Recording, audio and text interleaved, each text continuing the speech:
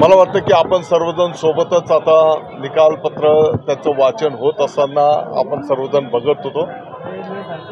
1999 मधील शिवसेनेची जी घटना आहे ती ग्राह्य धरत, कारण त्याच्या पुढच्या घटनेमध्ये जे काही बदल करण्यात आले ते कायद्यात नियमात बसत नाहीत, काही ठिकाणी सह्या पण नाहीत, अशी विविध निरीक्षणं त्यांनी त्या ठिकाणी नोंदवलेली आहेत।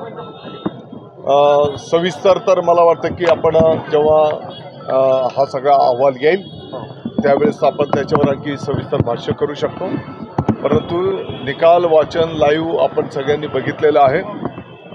अतिशय सखोल निरीक्षण, घटना, नियम, कायदे, लोकशाही, संख्याबळ या सर्व गोष्टींचे सविस्तर विवेचन माननीय अध्यक्ष महोदयांनी त्या ठिकाणी नोंदवलेले आहे। आणि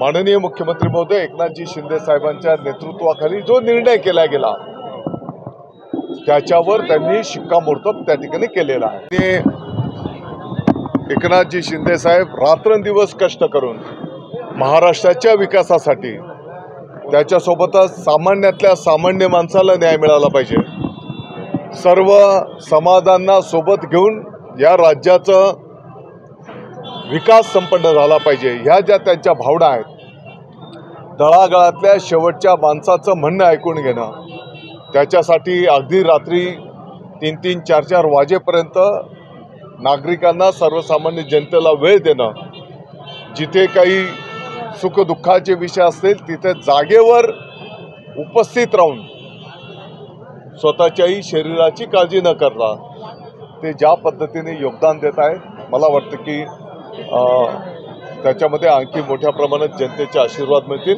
प्रक्रियेमध्ये अधिकार आहेत, परंतु आपण बघितलं असेल की ज्या पद्धतीने अतिशय अभ्यासपूर्ण घटना, कायदा, नियम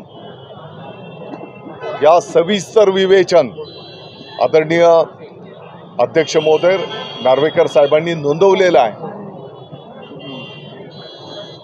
पण आता जर पुन्हा एकदा ठाकरे गटाकडनं हे घटनाबाह्य सरकार आहे, बेकायदेशीर आहे असा उल्लेख केला तर आपली काय ॲक्शन? चला, आत्ताच्या घडीला तर आपण प्रभू श्रीरामचंद्राच्या नगरीमध्ये आहोत, आता आम्हाला आणखी जोमाने, तसंही आपण याच्याकरता काही थांबत नव्हतो, जे काही दैनंदिन कामकाज आहे 12 तारखेला माननीय पंतप्रधान नरेंद्र मोदी साहेब नाशिकमध्ये येत आहेत, त्याच्या पूर्वतयारीसाठी आपण सगळेजण काम करतच होतो, आणखी जोमाने करू। बळकवायला पाहत आहेत, त्यांना स्वप्न पडतात मुख्यमंत्री पदाची, त्याच्यामुळे ते संभ्रम निर्माण करतात, त्यांना वाटतं बाबा कधीतरी, जसं आता 2-4 वेळेस सध्या मिळालेले आहेत, तर ते पण खूप झालंय ना बाबा।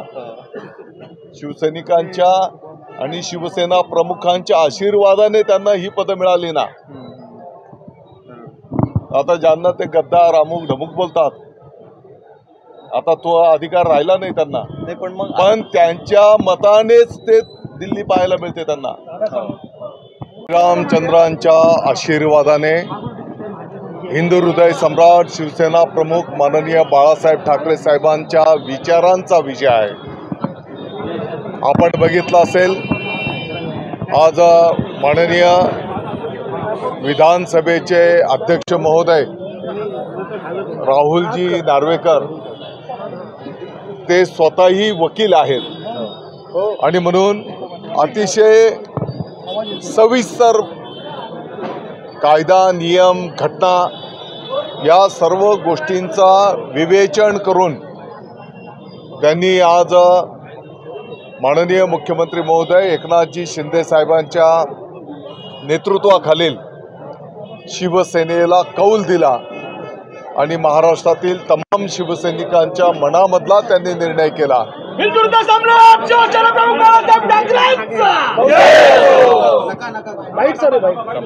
आणि म्हणून त्यांचं मी या ठिकाणी आभार व्यक्त करतो।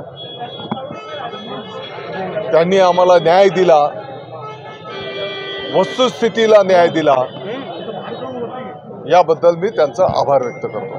म्हणता येणार नाही, परंतु दुसरीकडे निकाल लागता क्षणी दुसरीकडे घटनाबाह्य हा शब्द पुन्हा वापरून संजय राऊत असतील किंवा आदित्य ठाकरे जाऊ द्या आता. हे जे तुम्ही नावं घेतात याचा आता लोकांना वीट आलेला आहे. दररोज सकाळी उठले की काही कामधंदे या लोकांना नाहीत. फक्त मीडियाच्या समोर येणार, चमकोगिरी करणार, अगदी जगाच्या पातळीवरचं मी नेता आहे असं मी भासवणार आणि मीच श्रेष्ठ आहे. त्यांच्यामुळेच हे दिवस आले. खऱ्या अर्थाने जर बोलायला गेलो तर त्यांच्यामुळे शिवसेनेला हे दिवस आले. नारद मुनी म्हणजे आता ते ओरिजिनल देवता नारद मुनी नाही, पण आताच्या प्रक्रियेत आपण जे बोलतो ना नारद मुनी आहे. नाव संजय, कळ लाव्या नारद मुनी. नाव संजय म्हटलं, संजयला दूरदृष्टी होती. अहो याने कधी, मी आता थोड्या वेळापूर्वी पण बोललो, याने कधी कोणाचं रेशन कार्ड काढून दिलंय का गरीबाला? कधी कोणाला दवाखान्यात जाऊन मदत केली का? याने कोणाच्या घरी सुखदुःखाचा प्रसंग घडला असेल तिकडे हे कधी गेले का? या आयत्या बिळावरचे नागोबा. खरं म्हणजे आता बोलायला नको, परंतु एकेकाळी शिवसेना प्रमुखांच्या आशीर्वादाने सामना आणि पूर्वीचा मार्मिक साप्ताहिक इकडे त्यांना एक क्लर्क म्हणून ती संधी होती. आता मी काही पातळी सोडत नाही. आपल्या महाराष्ट्राची एक संस्कृती आहे.